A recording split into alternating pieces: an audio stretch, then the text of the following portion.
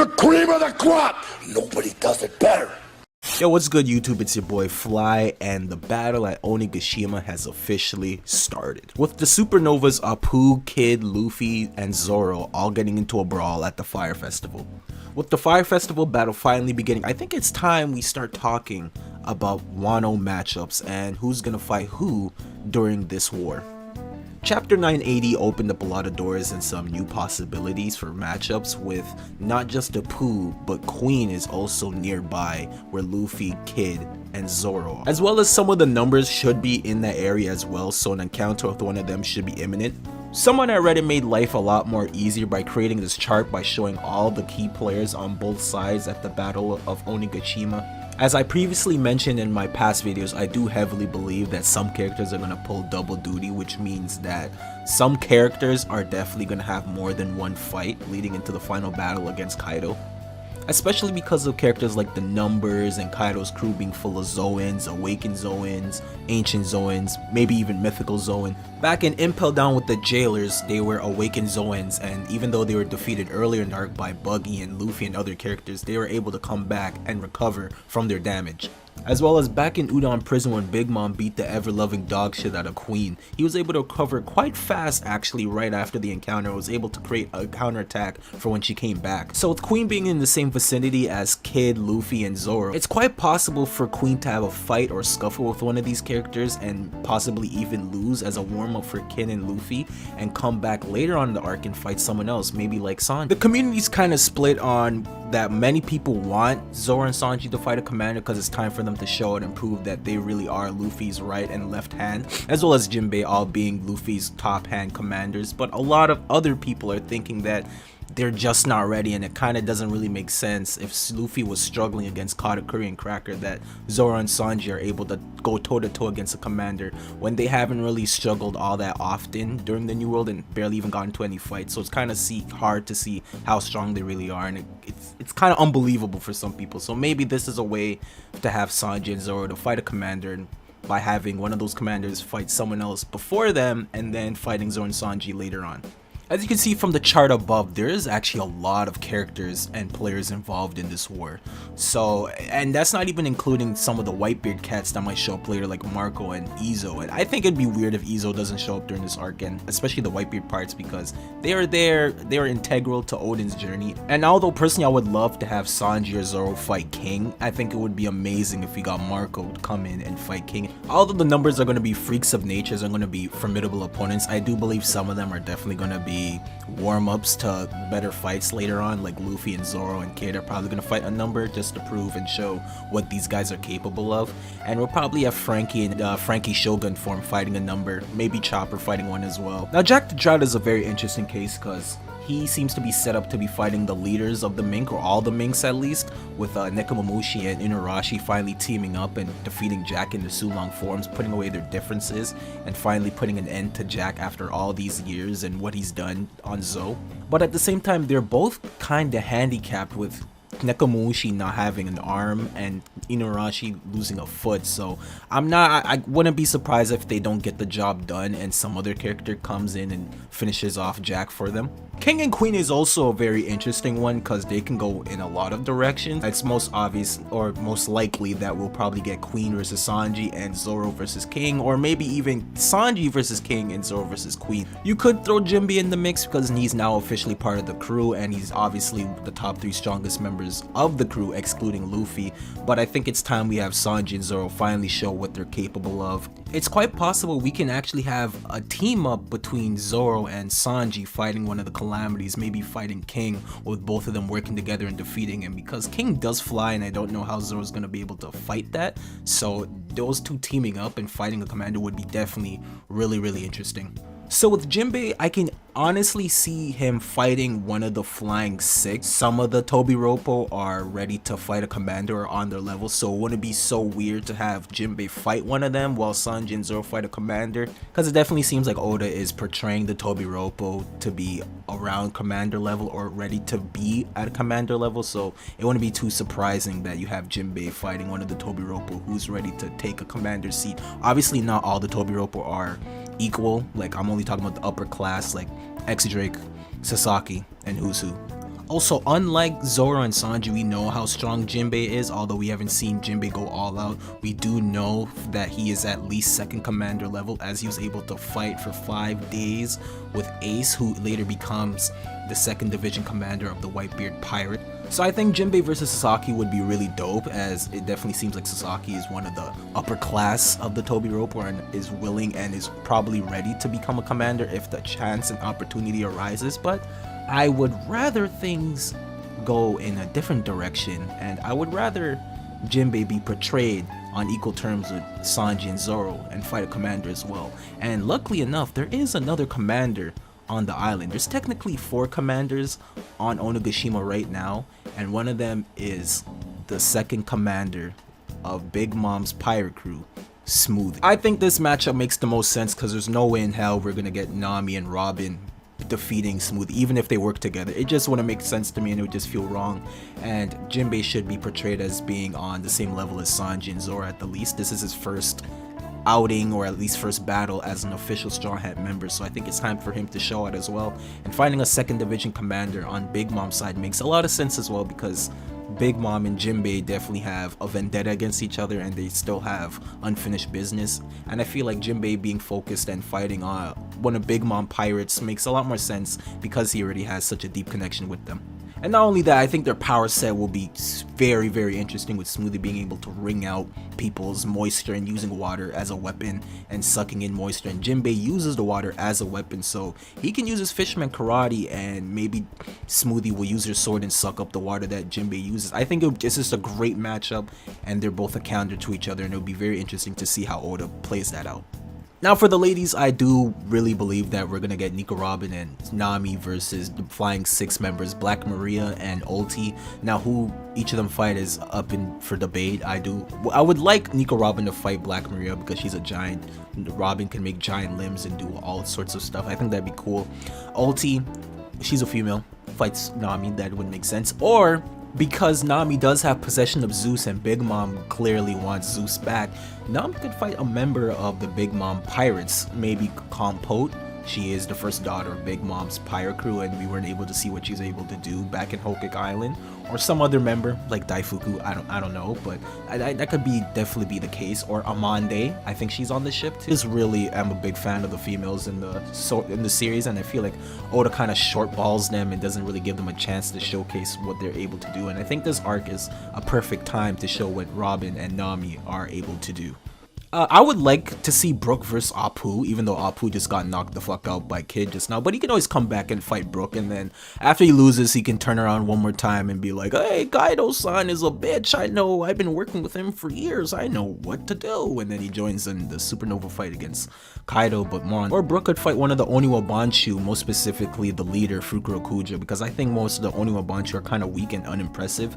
But Fukuro Kujo, he's not hyped up, but he is the one partaking in the toast with the other all-star members, so he's definitely high up there in rank. Now Frankie's always fighting the weirdos. Punk Hazard fought Baby 5 and Buffalo, Dressrosa, Senior Pink, Enies Lobby, Fukuro, and Nero. Thriller Bark, he fought that spider. Yeah, Frankie's just always fighting the freaks and weirdos, so I can see him fighting someone like Daifuku. Daifuku's not a freak or a weirdo, but the whole genie thing is kind of odd.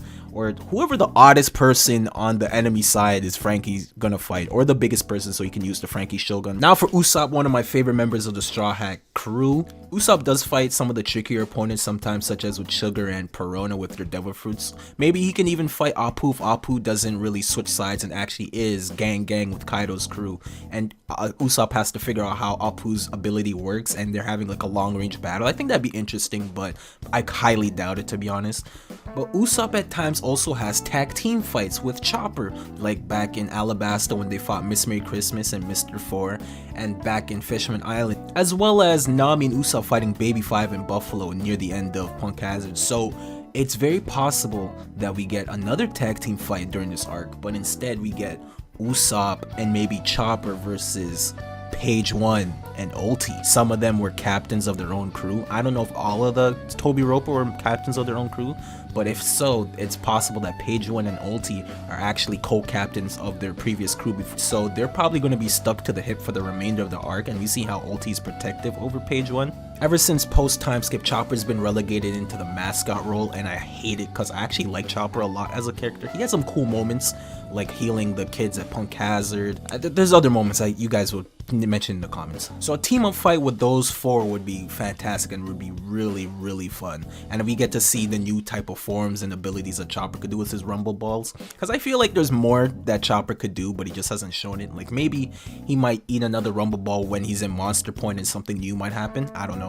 And something else that I thought was going to be very interesting is that Chopper might actually get some shine during this arc, because ever since they mentioned that Kaido's crew is full of Zoan users, I always thought, what would they do or Kaido do if they saw Chopper and his Rumble Ball and how it works? They might want that for themselves, and imagine Smile users eating the Rumble Ball or other Zoan users using the Rumble Ball and gaining other forms. That would definitely help the Smile user problem by being able to have better control over their ability. Now for Law and the other Red Scabbards that went from the side, I had a lot of trouble thinking about who they're gonna fight, because there's a lot of candidates, but Law has been very specific on they shouldn't be getting damaged until they get to the final battle with Kaido. So I'm unsure if Law is gonna take the unnecessary risk on having a fight before having his final battle against Kaido. But if Law were to get into a fight, I can see him maybe fighting like Who's Who, like a Flying Six, before getting into a fight with Kaido. I think that'd be interesting, because Who's Who is a swordsman, as we've seen, because he has a long sword when he was sitting down waiting for his orders on what Kaido summoned them for.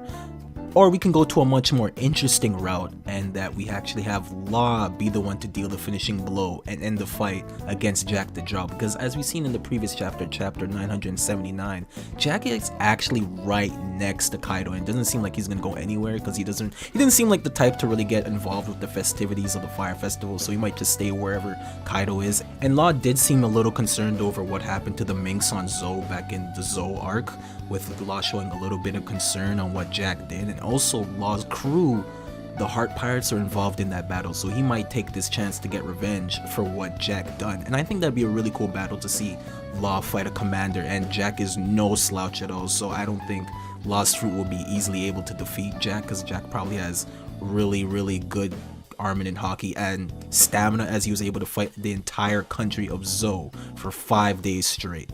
Unless Kanjuro gets taken out before he's even able to get to Orochi by, like, I don't know, Yamato or someone, I can see Kanjuro fighting Kinemon, because those two were very close and Kinemon felt betrayed. Kinemon literally was going to take off Kanjuro's head for betraying them, so they definitely have unfinished business. Or maybe Kawamatsu or some other Scabbard defeating Kanjuro. I can see that happening. Or Kanjuro just gets taken out quick, fast, and in a hurry before he's even able to do anything. Maybe by Momonosuke, who knows?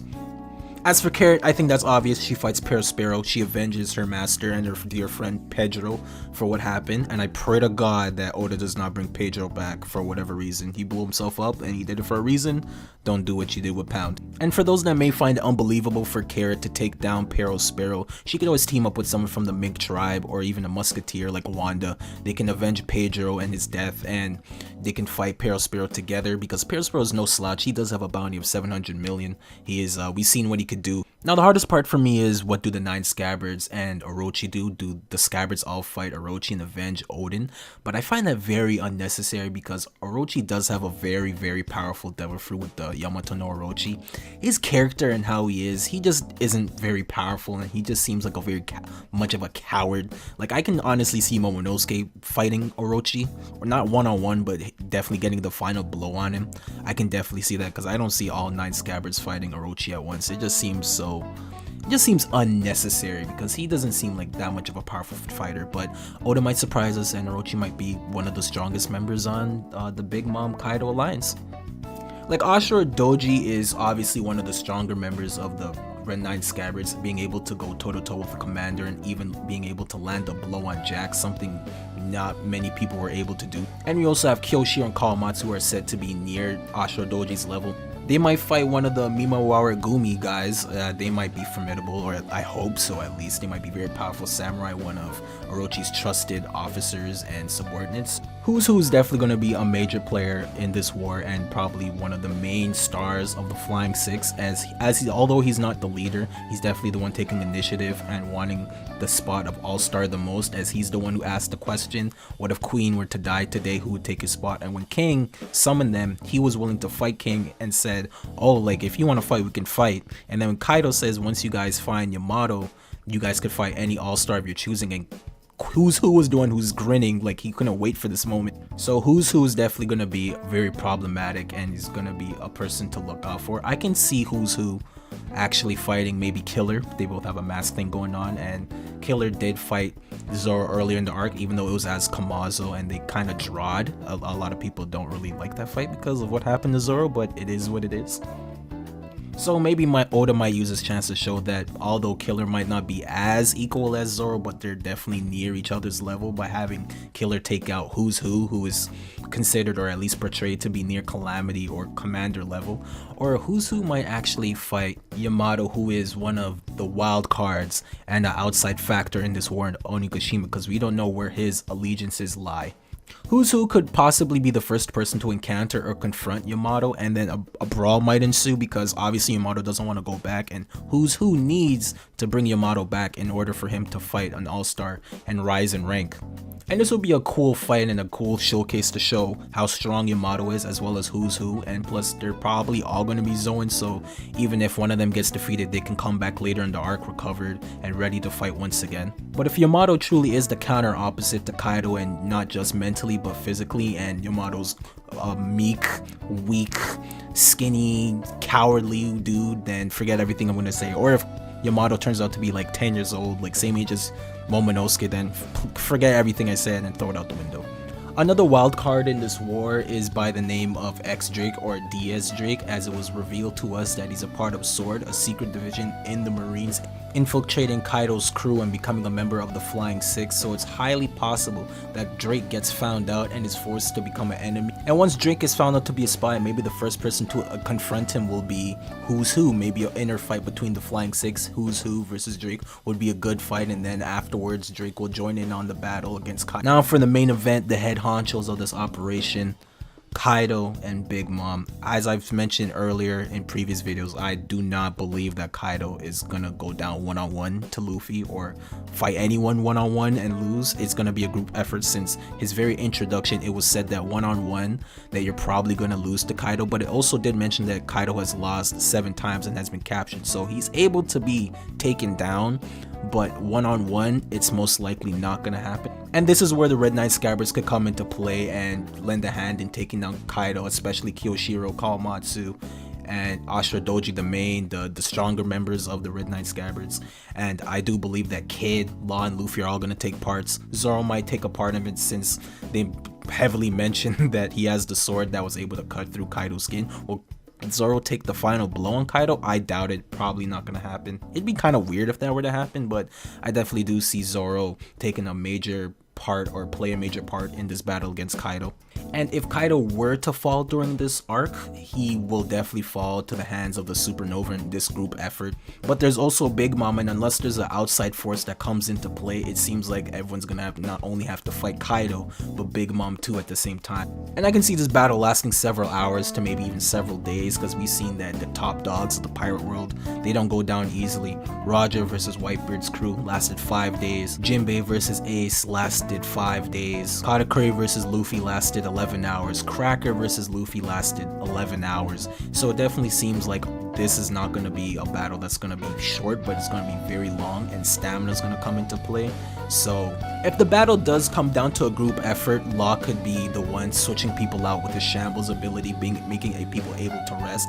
Also, when Jack fought Zoe, that battle lasted an entire 5 days as well, just non-stop. So if Jack was able to fight for that long, imagine Kaido, who his captain is. So I can definitely see this battle lasting well over a day, with characters swapping in and out and taking rest and going back to fight Kaido and withering his HP down like it's a Final Fantasy boss. Or Big Mom might just flick and snake Kaido and and they might get into some infighting, and thus giving an opening to fight Kaido. Or after all said and done, once Kaido sees how everything's going down and Wano's in shambles, he might just take Big Mom and they might just leave and continue this battle somewhere else.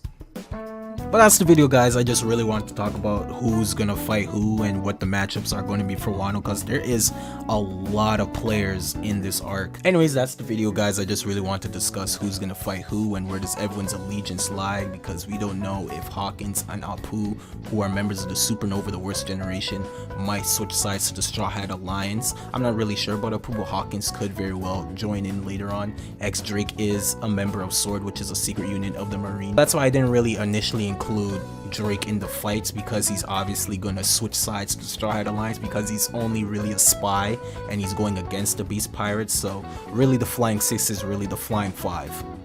And this war might be a lot bigger than we previously imagined, happening over the course of several islands and maybe even continuing into Elbaf. And I believe that this war might even be the catalyst for a bigger war, and may even lead into the war that Whitebeard mentioned at the end of Marineford, talking about once someone finds the One Piece, there's going to be a war that's going to encompass the entire world. And this war in Wano might just be the springboard into the battle for the Raftel and the throne for Pirate King.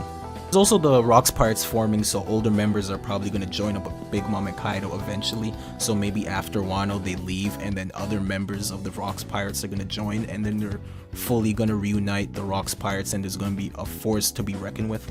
And I didn't even get to mention all the outside factors that may play a part in this war, such as the Straw Hat Grand Fleet, the remainder of the Whitebeard Pirates led by Marco, as well as the Marines. The Gorosei and Imu did state that they wanted to start a great cleansing. This might start at Wano possibly. As well as Sengoku trying to warn Akainu and trying to get his priorities straight that Wano is a weird place and there seems to be a lot of big players being connected to the land of Wano, so he should definitely be wary of that place. The Marines showing up would be a great excuse to have Big Mom out of the equation, having her distracted and fighting the Marines off, maybe fighting an Admiral too like Kizaru and Green Bull, while everyone else is focused on Kaido. Yeah, that's all I have to say. I really do think this war is going to be a lot bigger than we all think. It might start at Onigashima, but it will probably end somewhere else. But yeah, that's the video, guys. I hope you guys enjoyed it. Put down in the comments who you'd like to see fighting in this war, and the results of the Onigashima battle. Do you think the Straw Hat Alliance are actually gonna lose maybe the first round and make a comeback, as well as if Kaido or Big Mom are gonna fall at the end of Wano?